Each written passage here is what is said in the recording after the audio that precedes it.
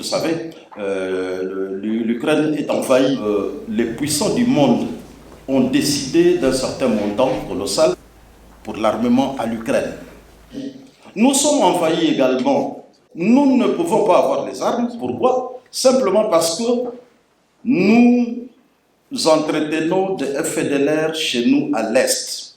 Ça, c'est la thèse rwandaise qui est adoptée par les partenaires de la RDC, la Belgique, la France et les États-Unis principalement. Le simple fait d'aller à Luanda et signer un accord qui dit que Kinshasa va œuvrer de façon à éliminer la menace des FDLR. Kinshasa admet qu'il pactise avec les FDLR. C'est déjà une erreur grave.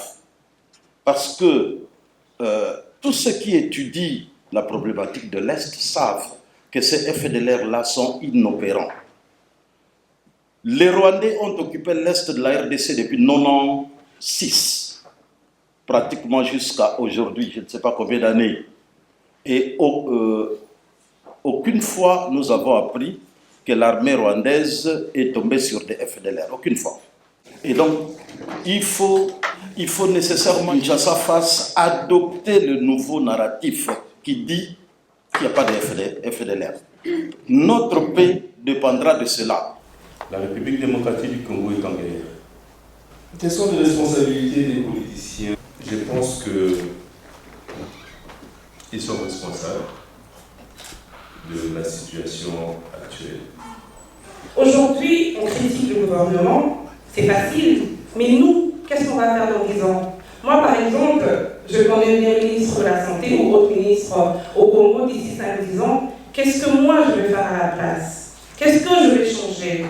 On peut critiquer notre gouvernement, mais le peuple n'a que les gouvernements qui méritent. Donc si nous on dit qu'on a, c'est pas moi, si vous dites que vous avez un gouvernement médiocre, c'est que vous aussi vous êtes médiocre.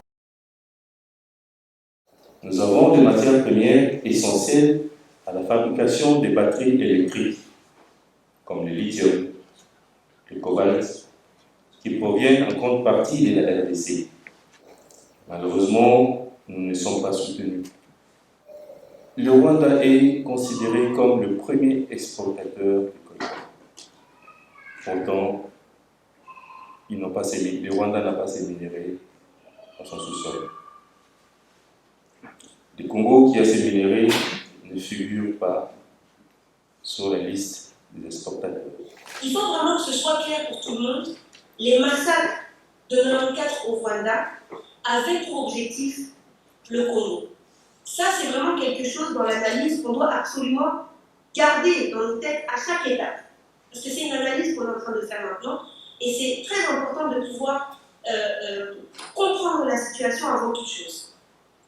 Il y a donc eu le génocide des Tutsis, le génocide des Hutus, et ensuite le génocide des Congolais, le génocide, c'est comme ça qu'on l'appelle, le génocide pour des gains économiques, qui continue jusqu'à aujourd'hui.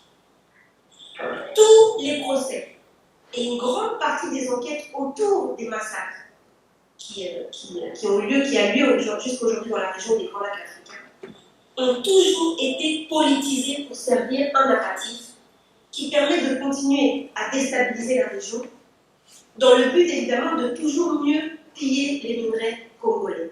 Nous sommes en guerre. Parler franchement de ce qui se passe à l'est de la République démocratique du Congo est une étape essentielle pour la construction de la paix et pour promouvoir un changement durable.